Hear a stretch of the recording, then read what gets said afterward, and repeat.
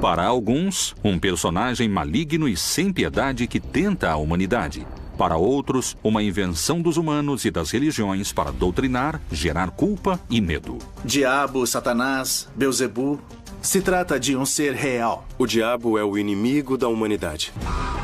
A personificação da maldade apresenta tantas caras quanto perguntas. O diabo realmente existe? Muitos creem que o diabo não existe. E esse é um grande triunfo de Satanás. O mal não tem a proporção do bem. O mal é a ausência do bem. Há aqueles que garantem inclusive terem um pacto com ele. Satanás é o libertador da humanidade e do ciclo apocalíptico. O diabo, uma das figuras mais controversas da Bíblia. Ele tem ciúme de nós, ele tem inveja da vida que Deus nos deu, porque nós temos Deus dentro de nós. Nós temos a graça que possuímos através do batismo, e o diabo está sempre tentando nos destruir por causa disso. Há especialistas que afirmam a existência de evidências satânicas. O diabo vive entre nós? Depois do exorcismo, meu psiquiatra me disse: eu não tenho esse caso cientificamente. Pois Jesus lhe dizia: sai desse homem, espírito imundo. Por acaso, seriam Deus e o diabo a mesma pessoa?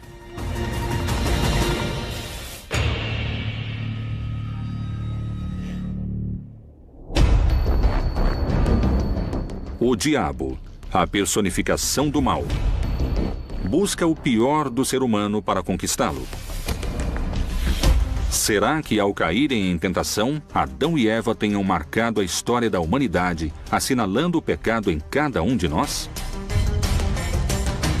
Há muitos que garantem que, desde então, a luta entre o bem e o mal, entre Deus e o diabo, acontece dentro de cada homem e mulher que habita esta terra. O diabo recebe o nome de pai da mentira mais vezes que o diabo falado por Jesus. Jesus disse que o incrível é que ele perverte a verdade, ou seja, que ele corrompe a verdade. Não é que ele não a reconheça, ele a reconhece e procura corrompê-la. Outra de suas características. O diabo pode viver entre os homens ou dentro dos homens. Será que grande parte da humanidade já se encontra sob seu poder? O diabo, sendo um ser pessoal, pode estabelecer uma relação com alguém. Ele, como ser pessoal, pode estabelecer uma relação com alguém. Um pacto com o demônio é uma decisão tomada por um ser humano livre para associar-se de alguma maneira a Satanás ou a algum espírito, algum demônio, algum espírito negativo. Existem parágrafos na Bíblia que sugerem a existência do diabo. A figura de Satanás na Bíblia hebraica tem a ver com o adversário. É um adversário, um inimigo que pode aparecer. Pode ser uma pessoa. Tem duas visões na literatura judaica posterior. Uma é uma figura sobre-humana ligada ao demoníaco e com o negativo. E outra interpretação também de Maimônides que diz que Satanás é o anjo da morte e a tendência ao mal do ser humano. Evidentemente, Deus não pode ignorar a possibilidade de que a liberdade incluiria uma oposição à sua vontade. Alguns textos bíblicos são muito precisos com respeito à menção do diabo. Chegando o dia que os filhos de Deus vieram apresentar-se perante o Senhor, veio também Satanás entre eles.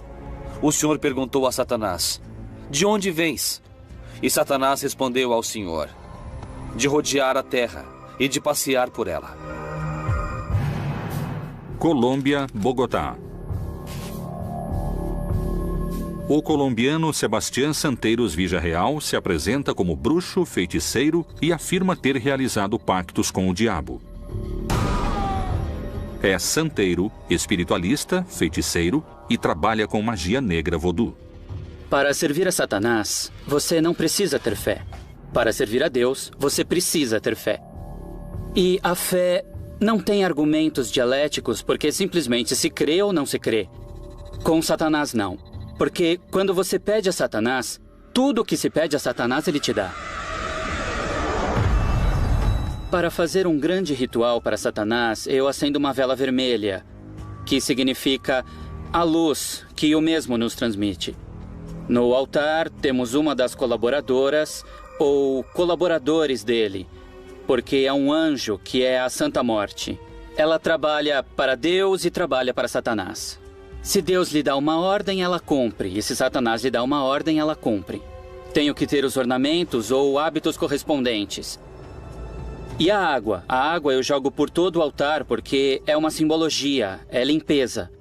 Então eu faço uma oração que eu leio na Bíblia satânica. Eu invoco a presença de Satanás, invoco a presença de alguns de seus servidores em espírito. E em algumas ocasiões eu o vejo ou ele me incorpora. Depois de cair em transe, eu volto ao normal e começo a executar durante a semana aquilo que ele me ordenou. E não se discute, se cumpre. Como existe a possibilidade de estabelecer uma relação com o ser humano, podemos nos abrir para estabelecermos um contato com Satanás. É triste, é dramático, é incrível, mas é possível. O diabo é invocado de diferentes maneiras, segundo a situação. Se uma pessoa está em perigo, ela pode invocá-lo. Se uma pessoa está contente, o invoca. Se está em um momento de agonia, o invoca. Se quiser fazer um pacto com Satanás, se quiser fazer um pacto com o que chamam de maligno, ele a escuta e vem ao seu socorro. Eu creio que o satanismo está te desviando do assunto. Por que adorar a Deus indiretamente se pode adorá-lo diretamente? Não é necessário ir pela via negativa. Posso ir pela via positiva. Deus é misericórdia, compaixão, bondade. Por isso eu não preciso adorar o lado escuro disso.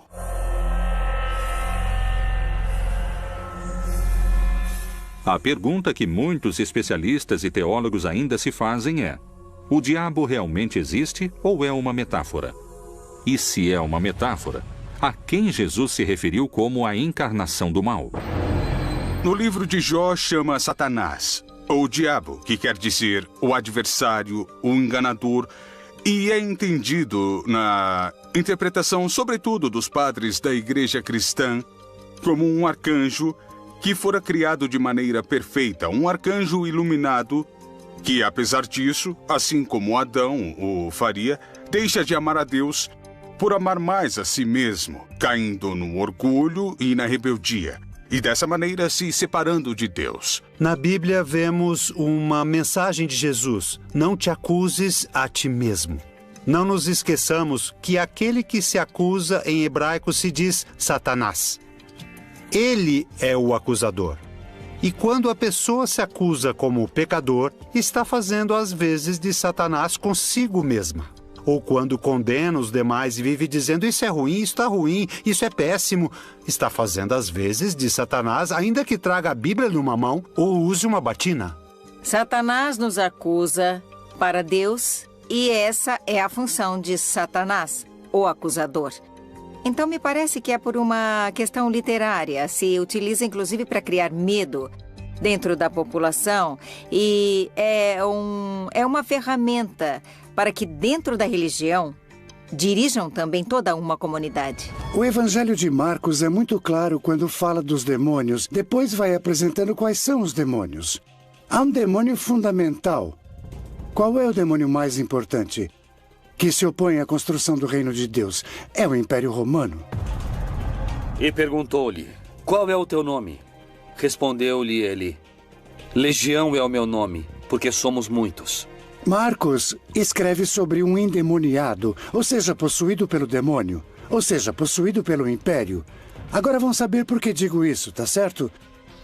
Ele quer se unir e rompe todas as ligações. E Jesus lhe pergunta: qual é o seu nome? E ele diz: meu nome é Legião. E a legião é a unidade de combate do exército romano.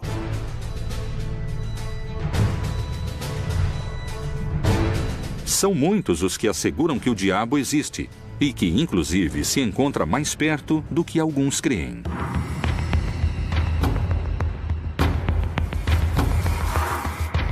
Na Bíblia temos aproximadamente uns 8 casos de exorcismo que tinham uma característica em comum, que os diferenciava de outros tipos de possessão demoníaca e exorcismo que ocorriam no Mediterrâneo. O contexto no qual aparecem os exorcismos na Bíblia tem uma clara conotação social e política. se considera possuído pelo diabo todo objeto, pessoa ou lugar que se encontra infestado em princípio. O ritual do exorcismo consiste em invocações, em ladainhas feitas ao sangue de Jesus, em alguns casos, em algumas tradições religiosas, feitas aos santos, outras feitas em invocações e conjuro aos anjos e arcanjos. Imediatamente começam as orações de imprecação, que devem ser feitas necessariamente por um ministro ordenado, ou seja, as orações de expulsão do demônio. A condição do exorcista depois do trabalho é de muito cansaço e esgotamento. O desgaste físico é muito grande, o compromisso emocional que ele assume durante o trabalho sempre leva, é claro, ao grande consolo do verdadeiro exorcista Jesus Cristo, que lhe empresta a voz e lhe empresta também os gestos, o corpo, mas é ele quem enfrenta a batalha. De que forma secreta a Bíblia menciona essa batalha? Já em Marcos e em Lucas, a possessão aparece como uma possibilidade. Porque logo certa mulher, cuja filha estava possessa de um espírito imundo, ouvindo falar dele, veio e prostou-se-lhe aos pés. Os exorcismos são realmente um modo de combater e expulsar o diabo? Se é necessário expulsá-lo, isso é prova suficiente para pensar que o diabo existe? Santo sangue do Senhor, rogai sangue por santo nós. da Sagrada Igreja, Senhor, rogai por nós. Sangue santo da Sagrada Igreja, rogai por nós. Santo sangue de misericórdia, rogai por nós. Santo sangue dos auxiliadores da necessidade, rogai por nós. Santo sangue dos filhos e filhas de Deus que nunca haverão de desonrar a sua vida. Rogai por que a presença de Deus, nosso Senhor Jesus Cristo, mostre a luz, mostre o caminho para você. Santo sangue do Senhor, eu ordeno que você saia desse corpo. Eu ordeno que você libere esse corpo. Livrai-o, Senhor, livrai-o dessa dor. Eu ordeno que você saia desse corpo. Saia agora. Nós rogamos, Senhor, liberte esse corpo. Liberte esse corpo agora. Você está bem, filho? Deus Pai, Ele te libertou. Que Jesus esteja contigo, meu filho. Os milhares de exorcismos realizados são provas suficientes da possível existência do diabo? Como se explica que a Igreja tenha sacerdotes exorcistas?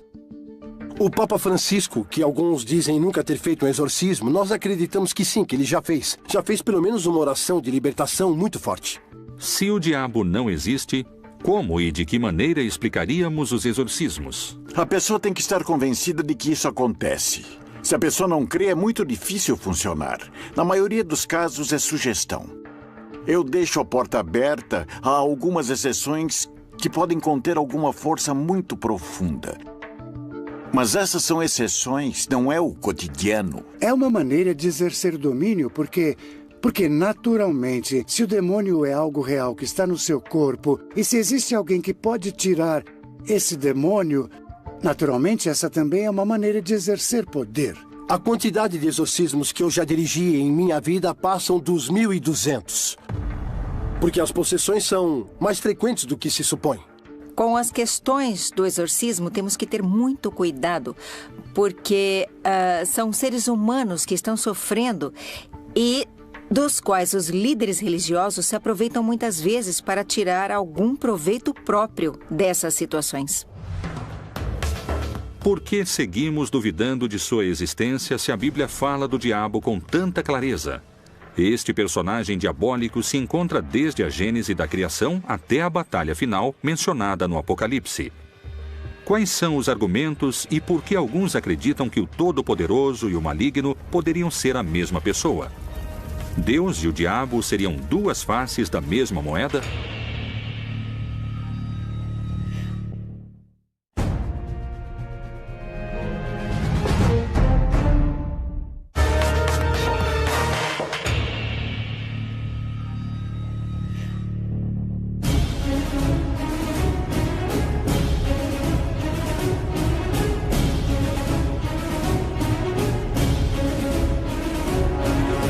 Há milênios, duas opiniões se enfrentam.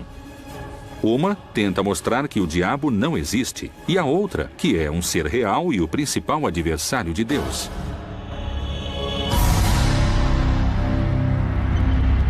Mas, além dessas duas opiniões, há um terceiro grupo que discorda de ambos e abre um novo debate. Ele sustenta a teoria de que Deus e o diabo são dois lados que respondem a um mesmo interesse. No Antigo Testamento, acredita-se que de Deus vinha a ira e a bondade. Os teólogos têm muitos problemas em traduzir a Bíblia, esse texto, porque ele diz que o espírito mau vem de Deus. Ora, o espírito do Senhor retirou-se de Saul, e o atormentava um espírito maligno da parte do Senhor. O Deus da Bíblia não é um Deus bom, é um Deus mau. E é um Deus que nos dá muito medo, ao qual temos que de alguma forma obedecer e prestar culto. Porque ele tem todo o poder, porque pode nos causar mal, porque pode nos mandar seu anjo caído, Satanás, não é? Tem se falado muito dessa diferença entre Deus, ou da possível diferença entre o Deus do Antigo Testamento e o Deus do Novo Testamento. Em geral, de forma muito esquemática, se diz que o Deus do Antigo Testamento está muito preocupado com a justiça. Por isso, é preciso agir de forma violenta para que se faça justiça. O Deus do Novo Testamento está mais preocupado com o amor e, por isso, não ocorrem esse tipo de ações. A mesma Bíblia, entre suas páginas e histórias, nos brinda com vários exemplos de extrema crueldade. Isso pode estar associado à existência de Satanás e aos que sustentam que entre Deus e o diabo não há diferenças?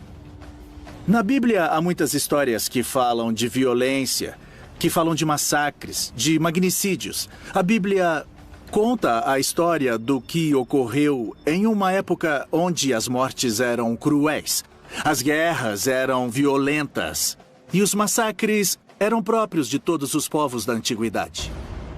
E suas crianças serão despedaçadas perante os seus olhos. As suas casas serão saqueadas e suas mulheres violadas. Se alguém lê a história de Caim e Abel, onde um irmão mata o outro, não há nada mais horrível na vida do que um irmão matar outro irmão.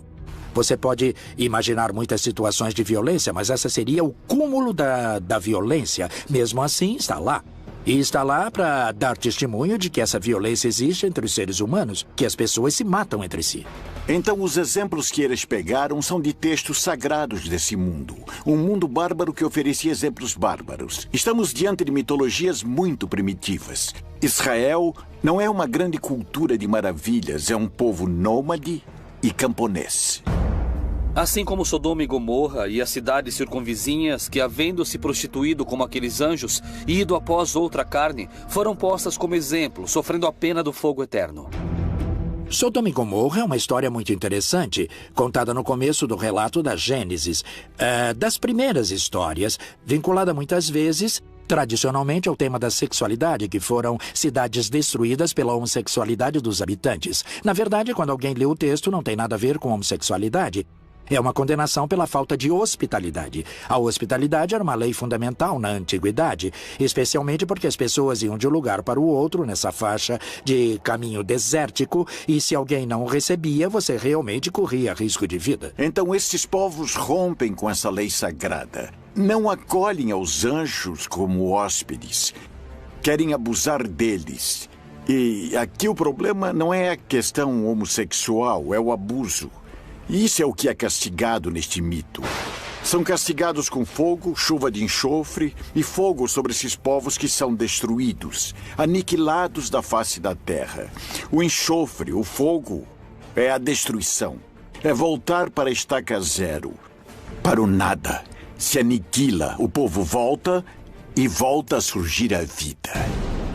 Muito tempo depois dessas histórias foi assimilada a questão do inferno, por exemplo, que não tem nada a ver, não se fala do inferno na Bíblia, mas ele é assimilado dessa forma. Será que Deus pode ter tido essas condutas malignas que parecem pertencer ao universo do diabo? Há aqueles que creem que essa mesma Bíblia é uma criação mais ligada ao mal do que a um Deus como nós pensamos hoje. Marcião de Sinop escreveu um cânon dos textos que hoje conhecemos como a Bíblia. Ele ocultou no recorte que fez uma concepção especial do diabo. Marcião é um gnóstico cristão que considerava que o Deus que criou o mundo material e que fez ao homem e aos povos da terra tem que ser um Deus malvado, precisamente porque a matéria está identificada com o mal. Bom, na verdade, a apresentação do movimento das luzes e sombras no texto bíblico já a encontramos em Gênesis, que no princípio havia a escuridão e que a primeira ação de Deus na criação foi dizer que haja luz. Essa luz atravessa as trevas, atravessa a escuridão. Está dizendo que, na verdade, a luz que veio ao mundo era Jesus, mas os homens preferiram ou elegeram as trevas em vez da luz, porque a luz, de alguma maneira, colocava em evidência as suas obras, as quais eles queriam ocultar. Mas, para alguns dos crentes mais fiéis, essas teorias não são mais do que uma prova de que o diabo está entre nós. Nos dias de hoje, nós podemos pensar no hedonismo, na busca pelo prazer completo e total. Isso tudo sem visar a transcendência, a vida, a verdade tomada como útil. Tudo isso são tentações do diabo, presentes não somente no privado e particular, mas também na vida pública. Porque a influência pública do diabo quer que se demore o nosso, o nosso caminho rumo à fraternidade, rumo à união entre os seres humanos. Quando um batizado tem em si a marca de Cristo e vive ou tenta viver em graça, não pode ser invadido pela força que se opõe a Cristo. Cristo já venceu o demônio. Então, a princípio, somente uma pessoa não batizada pode estabelecer uma relação pessoal com o demônio. Vamos começar agora. Paula esteve internada pelos últimos 10 anos de sua vida com o diagnóstico de esquizofrenia. Eu escutava vozes e via coisas, sabe? As vozes me diziam o tempo todo, mate-se, corte-se. Pelo sangue de Jesus eu te liberto! Eu ordeno que deixe esse corpo agora! Pelo sangue de Jesus! Eu tinha um rosário, sabe? Que eles dão no hospital. E com o rosário da cruz, sabe? Com a parte de baixo, que é feita de plástico, que eu me cortava com esse plástico. Busca o Senhor! Bom, depois eu via muitas sombras e sempre via homens. A possessão diabólica não tem nada a ver com a bondade ou maldade moral. Quer dizer, o endemoniado é uma pessoa enferma. Muitos creem que o diabo não existe, e esse é um grande triunfo de Satanás, então temos muitíssimo trabalho. Será que realmente o diabo está entre nós e não sabemos? Será que Deus e o diabo são uma mesma criação? Estaremos vivendo 7 anos de tribulações que antecedem o Apocalipse? E se estiverem recrutando cada vez mais soldados para essa batalha final de que alguns denominam o exército do diabo?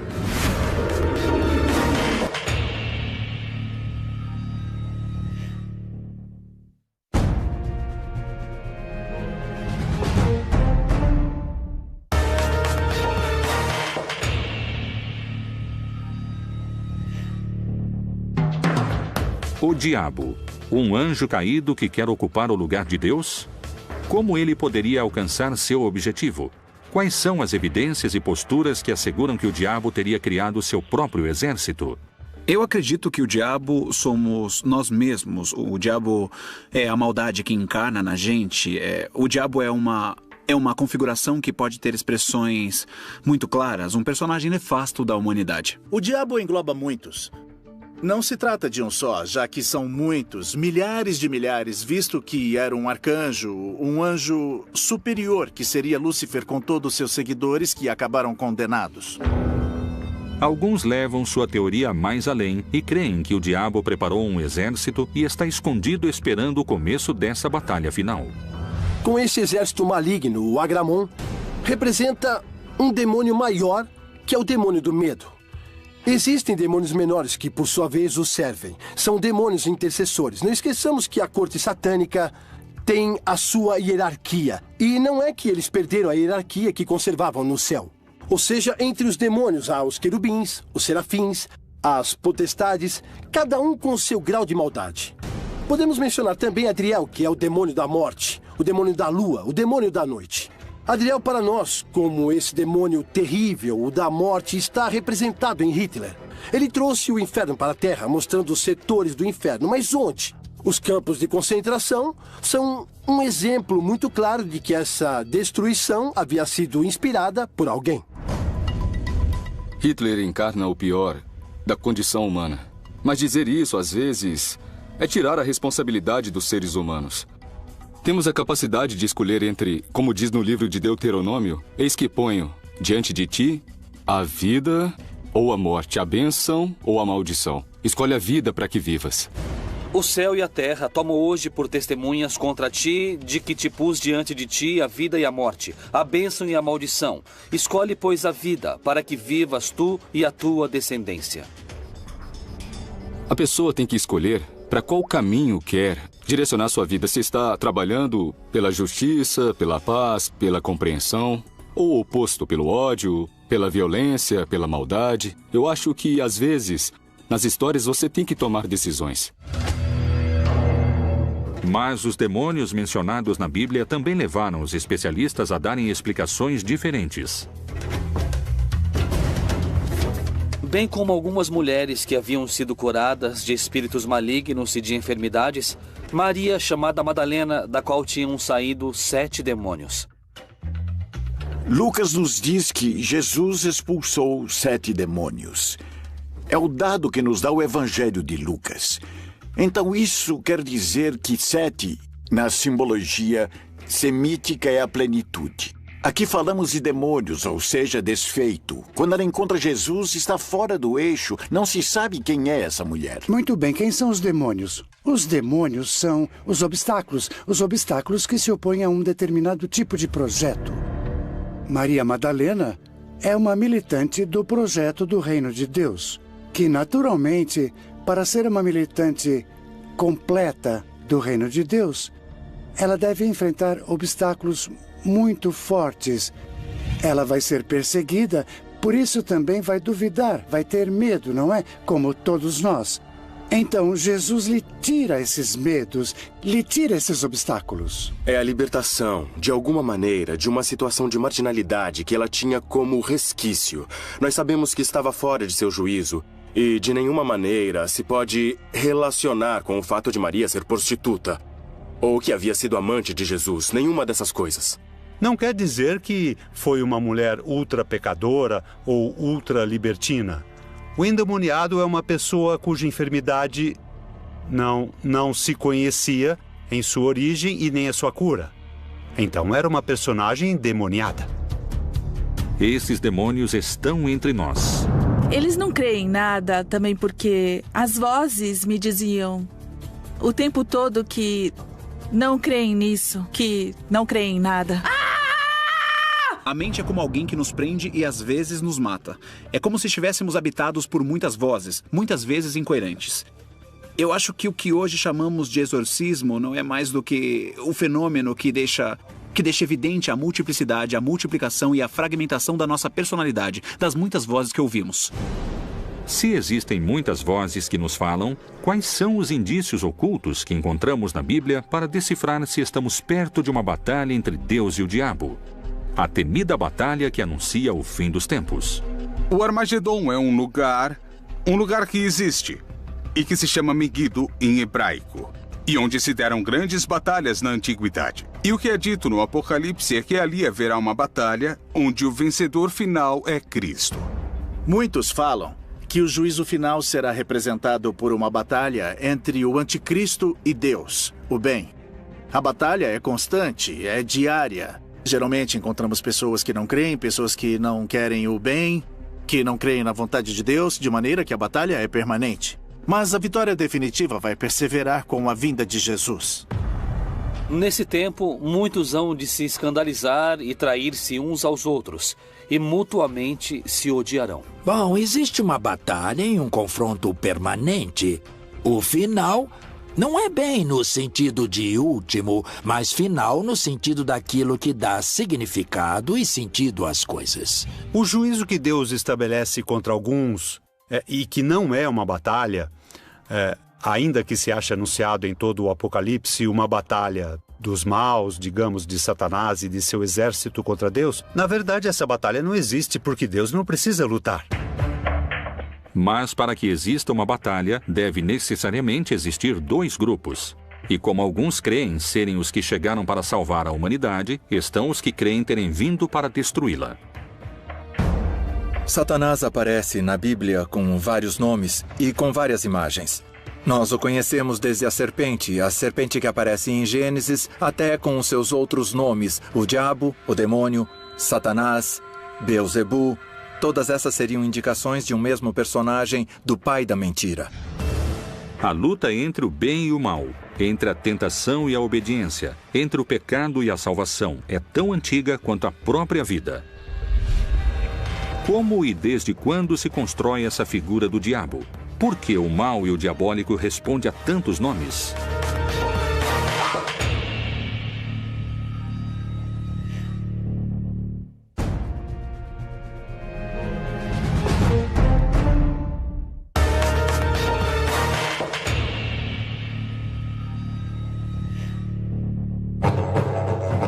O diabo, a personificação do mal, o rival de Deus, o tentador dos homens. Para muitos cristãos, a tentação é uma porta de entrada para o mal, um caminho direto para o diabo. A última parte do Pai Nosso diz: não nos deixe cair em tentação e livrai-nos do mal.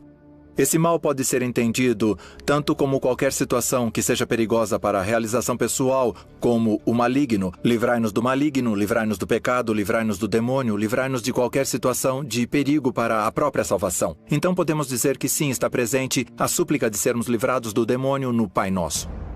Na ideia de um Jesus muito divino, com a ideia de um Jesus gnóstico semidivino, as tentações não têm lugar. Para aceitar que Jesus foi tentado, temos que aceitar primeiro que ele foi 100% humano. Portanto, a passagem veio a ser interpretada como as tentações que Jesus enfrentou ao longo de sua vida, mas no terreno onde se dão as tentações, que é na mente.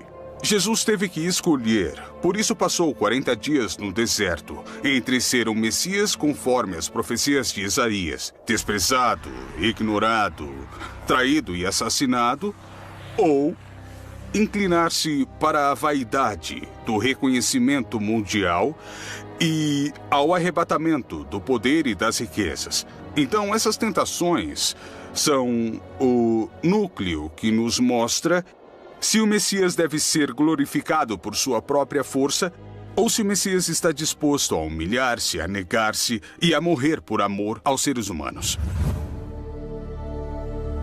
A tentação existe dentro dos textos bíblicos e, além disso, a figura do diabo tenta deturpar a vontade de Jesus. Como essa figura é realmente? Alguns investigadores questionam a imagem clássica do diabo, com chifres, patas de cabra e rabo. Eles questionam o que nos foi transmitido como figura do mal, porque debatem que essa é uma construção destinada a gerar medo. Há muito do imaginário da cultura popular sobre Satanás, mais do que na teologia e nos textos bíblicos. E somos produtos também de nosso imaginário popular de onde crescemos. Na Bíblia, tanto no Antigo Testamento quanto no Novo Testamento, temos histórias relacionadas com o diabo, com Satanás. No entanto, não encontramos descrições físicas de como ele era. Se ele tinha chifres, se tinha rabo, se tinha um tridente, ou se era vermelho. O que nós sabemos é que ele é uma descrição do mal. Não é bíblico. Nem o purgatório, nem o inferno eterno, nem o céu. O céu para estar perto de Deus, sim. O inferno como distância de Deus, sim. Mas chamas, diabinhos, um Satanás rei que manda nos demônios, isso foi uma invenção medieval. Isso aparece na Idade Média. É alguém que tem a ver fundamentalmente com o sexual. Por isso se atribui a ela a cor vermelha. Os chifres de bode e as patas de bode, que eram o poder da fertilidade e da vida, que representavam Dionísio Pan na literatura grega. O deus Pan é um deus grego muito antigo, originalmente adorado na região da Arcádia. Pan é o guardião dos rebanhos que tem a tarefa de se multiplicarem. Deus dos bosques e patos, protetor dos pastores. É um produto da casualidade que na Idade Média tenham imposto essa caracterização impressionante e terrível do demônio? Ou talvez haja um mistério importante em torno da figura do diabo esperando para ser desvendado? Em algum momento da história, para tornar visível a presença do mal, os autores, os pintores, usaram como origem uma imagem grotesca, com chifres, com rabo, negro, com fogo, para descrever o mal. Mas isso não significa que o diabo não existe. O diabo ter sido caricaturado na Idade Média, ou que seu conceito fora utilizado para infundir o medo, não quer dizer que ele não exista. A figura do diabo no cristianismo funciona como um grande ordenador moral. Ou seja, o que está mal está do lado do diabo e faz parte do pecado. A figura do diabo cristão chega efetivamente à América Latina com a chegada dos espanhóis, porque antes as culturas ameríndias usavam outras figuras que encarnavam o mal. Mesmo assim, esse mal não era um mal tão absoluto e nem tão separado do bem como é o diabo cristão, que é uma das características do pensamento do catolicismo, onde aparece o mal de um lado e o bem do outro. Um único personagem, ainda que, segundo os crentes da Bíblia, seja mencionado de muitas maneiras. Ele recebe o nome de Satanás, Diabo, Lúcifer, Belzebu, Melian, Antiga Serpente, Anjo Caído, Anjo Destronado, o Anjo do Tempo. Mas houve outros nomes. No tempo de Isaías, recebeu um nome. No tempo de Jesus de Nazaré, era o Devorador. No tempo de Josué, era o Destruidor. Eles sempre insultaram Satanás de diferentes maneiras. No Novo Testamento, sim, Jesus e o apóstolo Paulo o mencionam, mas como um adversário, como aquele que está contra o projeto de Deus. Não tanto como uma figura a qual você tem que escolher entre um e outro, porque popularmente se transformou em uma figura. De um lado eu tenho Deus e do outro Satanás. Eu tenho que escolher como se escolhe um time de futebol. Mas não é assim. Não é assim que nós lemos nos relatos bíblicos. A soberania de Deus não se discute, mas existe um personagem, uma maldade que se concentra nesse personagem chamado Satanás, que aparece como símbolo de tudo que se opõe a Deus. Respondeu-lhes ele: eu via Satanás como o raio cair do céu. Especialistas no estudo da Bíblia dão conta de que, em outras passagens do livro sagrado, os nomes que o maligno recebe não têm uma conotação única e nem tão direta. Diabo, Satanás, Lúcifer, todos têm a ver com o seguinte: num projeto como o projeto do Reino de Deus, você tem que enfrentar os obstáculos, e esses obstáculos são denominados com determinados símbolos, não é? Um dos símbolos mais importantes é o de Satanás. Essa poderia ser uma manobra e modo de agir do diabo para ganhar tempo e adeptos à sua figura? O Evangelho de João registra que Jesus o descreveu como um ladrão que trabalha entre os demais que não se dão conta que ele está lá. O trabalho do diabo tem que passar despercebido. Na visão religiosa judaica, só há uma divindade, não há duas: Jeová. E Jeová é o autor do bem e do mal, da saúde e da enfermidade, da alegria e da tristeza. Em outras religiões há deuses do bem e deuses do mal. Qual é o verdadeiro significado da palavra diabo? Havia alguns anjos caídos que não queriam ser anjos. Queriam ser mais do que anjos. E apareceu esse anjo que seria o diabo. Como a ideia é unir, diabo é separar. Daí vem diabo, de diabolo, o que separa. Muitas correntes de pensamento se perguntam se realmente o conceito não é um engano em si mesmo. A resposta a essa teoria poderia mudar o conceito fundamental que a religião tem sobre o bem e o mal. Para muitos sacerdotes e para a principal autoridade da Igreja, o diabo existe em muitas de suas mensagens, e o Papa faz alusões à sua presença entre nós aqui na Terra. Onde o diabo vive? Será que Satanás está perto de nós?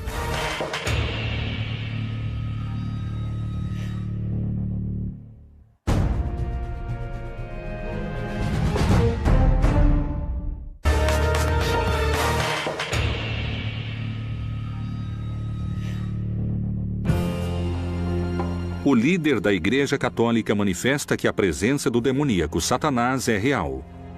Não é um mito e está presente nos lugares mais fortes, com mais fiéis. Onde? Por que se manifesta? Com toda certeza, o diabo ataca a quem ele sente que lhe escapa.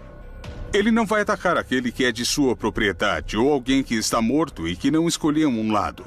Ele vai como um predador, que é perseguir aquele que escapou dele, mas isso não é coerente com o fato de que os ataques sejam precisamente a imoralidade daqueles que creem. Francisco não foi um grande professor de teologia. Ele foi um pastor próximo de seu povo, com um coração solidário. Sua linguagem não é a do teólogo. É a linguagem da paróquia, do entorno. E isso não o desmerece para aquele que entendeu o contexto. Então ele fala de maneira popular e não como um especialista da Bíblia. Francisco não é um grande especialista da Bíblia. Ele é o Papa, e o Papa é um líder. O problema aparece quando interpretamos ao pé da letra e não como linguagem simbólica. Toda linguagem religiosa e simbólica deixa de ser religiosa. O líder da igreja também apontou o filho do diabo, o anticristo, na corrupção e no dinheiro. No livro do Apocalipse, capítulo 12, uma visão se apresenta a João, que é de uma mulher, que resplandece como o sol, e um dragão de 7 cabeças que a persegue. Viu-se também outro sinal no céu. Eis um grande dragão vermelho, que tinha 7 cabeças e 10 chifres. E sobre as suas cabeças 7 diademas. Esta visão significa que o dragão é o diabo, e suas 7 cabeças representam a totalidade do poder sobre os governos corruptos da terra. E a mulher que resplandece como o sol é o grupo de crentes, ou seja, a igreja, que reflete o caráter amoroso de Deus. A corrupção, eu acredito que continua sendo um sistema que permeia todas as faixas sociais e políticas. Atrás de tudo isso, há homens e mulheres que a utilizam. Então, nesse grupo, nós poderíamos colocar os anticristos, por assim dizer, porque vão contra a vida. No ano de 2014, o Vaticano reconheceu de forma oficial a Associação Internacional de Exorcistas, uma prova a mais que para a Igreja o diabo existe.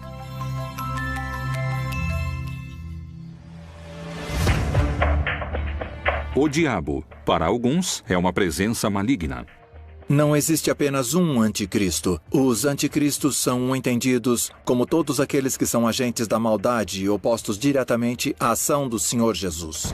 Para outros, é o mesmo Deus. Satanás é a divindade, a contraparte do suposto Deus bom. Para os céticos, o sócio de Deus. O mal e o bem estão subordinados à vontade de Deus. E há aqueles que não creem na sua existência. Os demônios são as pessoas que estão ao nosso redor causando mais danos. É mais fácil condená-lo, dizer que é o demônio, do que sentar-se com a pessoa e dizer o que foi, em que posso ajudar. O diabo é um instrumento para que o homem possa, enquanto está na história, decidir se quer amar ou não quer amar. Mas Deus é todo-poderoso e o diabo para ele não representa nenhum inimigo real. O diabo, mito ou verdade? Está entre nós, dentro de nós, ou é só uma criação ou história fantástica? O diabo, Satanás, Lúcifer, é mais um dos mistérios da Bíblia Proibida.